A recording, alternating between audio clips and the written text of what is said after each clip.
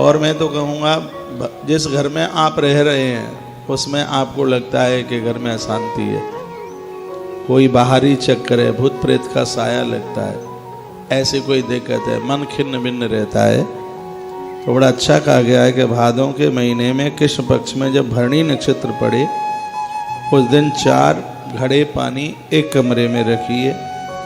दूसरे दिन सुबह देखिए जिस घड़े में पानी कम हुआ है उस घड़े में से कुछ पानी निकाल करके आप तुलसी में वह जल चढ़ा दें और उस खाली घड़े में आप अनाज भर करके उसकी रोज पूजा करें। रोज पूजा कितने दिन तक? जब तक 1 साल पूरी हो जावे उस घट का आप पूजन करें। वही तिथि आ जाए साल में 1 साल के लिए अनाज पूरा उसमें मटके में भर दें। और मैंने ऊपर एक मंत्र बोला है, ओम नमः श्री वराहाय धरण्युद्धरणाय स्वाहा। पूजा बिल्कुल सरल है। उस पर चावल आप छोड़ते जाएंगे और क्या बोलेंगे घड़े के ऊपर? ओम गृह प्रवेशाय नमः, गृह प्रवेशाय नमो नमः, गृह प्रवेशाय शुभम नमः। ये तो नए घर को आप गृह प्रवेश कर रहे हैं तब, और पुराने घर में आप रह रहे हैं और उस घर में दिक्कत परेशानी है, सिर्फ इतना ही बोलना है, ओम नमः श्री वराहाय धरण्युद्धरणाय स्वाहा।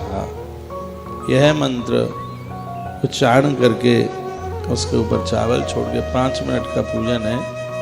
उस घड़े को पानी तुलसियों में डाल देना है, तुलसी के वृक्ष में डाल देना है, घड़ा खाली करके और उसमें अनाज भर के बाद में वह अनाज गौ माता को दे दीजिए, दीन दुखियारों को दे दीजिए, पंडित जी महाराज को, पंडितानी को पहुंचा दीजिए। यानी उसको अपने प्रयोग में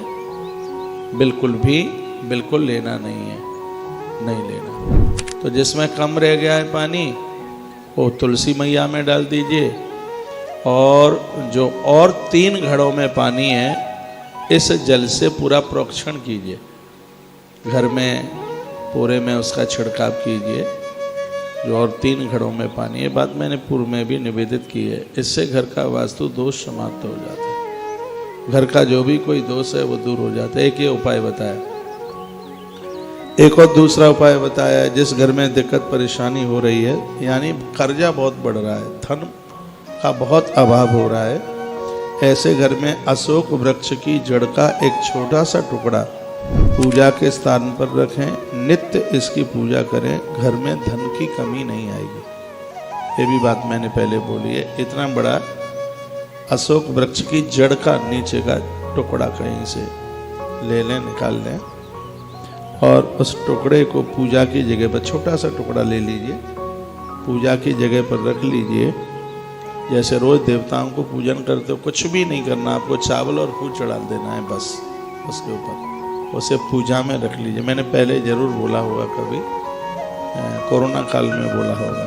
इससे घर में भारी धन की बरकत होगी। जिन बच्चों की नौकरी छूट गई है उन्हें काम धाम मिल जाएगा, ये कर ले।